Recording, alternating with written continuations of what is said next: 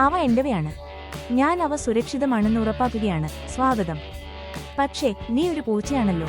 അതൊരു ലേബലാണ്. വിഷമം സർവ്വസാധാരണമാണ്. ഞാൻ അവ മഴക്കാലത്തേക്കായി സൂക്ഷിച്ചിരുന്നതാണ്. ഇപ്പോൾ മഴ പെയ്യുകയാണ്. കണ്ണീർ. അടുക്കള. കുറ്റകൃത്യങ്ങൾ നടന്നിട്ടുണ്ട്, പക്ഷേ ദിവസം ഇതുവരെ അവസാനിച്ചിട്ടില്ല. അടുത്തത് ഗ്രേറ്റ് എസ്കേപ്പിന്റെ കൗതുകകരമായ കേസ്. ഹേ മാർക്സ്, അവിടെ എന്താണ് നടക്കുന്നത്? ഞാൻ ചില ശബ്ദങ്ങൾ കേട്ടു. മാർക്സും ലൂണയും അവരുടെ പതിവ് കളികളിലാണ്. കാത്തിരിക്കുക സുഹൃത്തുക്കളെ, ഇത് രസകരമായിരിക്കും. ഇപ്പോൾ നമുക്ക് മുകളിലെ ജ്ഞാനത്തിലേക്ക് ശ്രദ്ധ തിരിക്കാം. നമ്മുടെ പറക്കുന്ന സുഹൃത്ത് പറയാനുണ്ട്. മാർക്സ്, ചിലപ്പോൾ കാര്യങ്ങൾ വിട്ടുകൊടുക്കുന്നതാണ് നല്ലത്.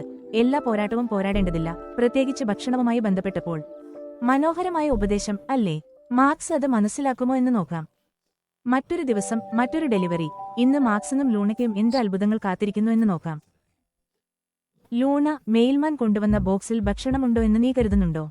മാർക്സ്, നീ എല്ലായ്പ്പോഴും ഭക്ഷണം ചിന്തിക്കാറുണ്ട്. പക്ഷേ ഞാൻ അടുത്ത് നോക്കട്ടെ. നമുക്ക് രണ്ടുപേരും രസകരമായ എന്തെങ്കിലും ഉണ്ടാകാം. അവസാനം അങ്ങനെ ആയിരിക്കട്ടെ. ഇപ്പോൾ എനിക്കൊരു ഭക്ഷണം വേണം.